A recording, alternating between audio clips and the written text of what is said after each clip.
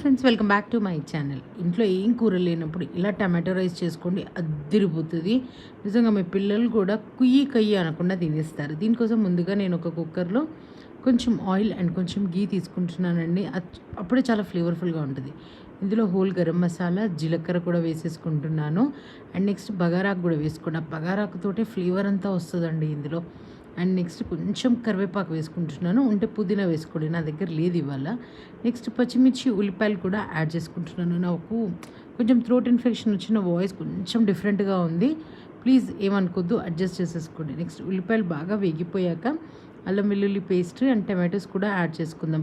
నేను ఒక cup of రైస్కి ఒక పెద్ద టమాటో, పండిపోయిన టమాటో తీసుకుంటున్నానండి. ఇప్పుడు ఇందులోనే మనం పసుపు, ఉప్పు, కారం అండ్ గరం మసాలా కూడా వేసుకుందాం. ఎంత అంటే సరిపడా అంతే. దీనికి పెద్ద లెక్కలు కొలతలు ఏమి ఉండవు.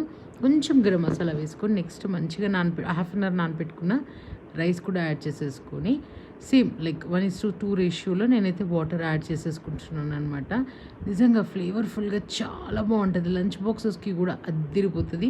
స్పెషల్లీ సమ్మర్స్లో కూడా అల్టిమేట్ అనిపిస్తూ ఉంటుంది అనమాట.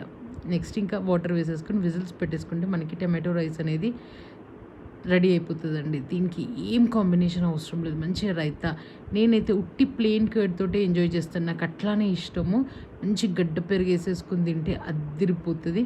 మీరు కూడా ట్రై చేయండి. అండ్ ఎట్లా అనిపించిందో కమెంట్ సెక్షన్లో కమెంట్ చేసి చెప్పండి. అండ్ ప్లీజ్ సబ్స్క్రైబ్ చేయడం మాత్రం అస్సలు మర్చిపోవద్దు. Thank you, bye.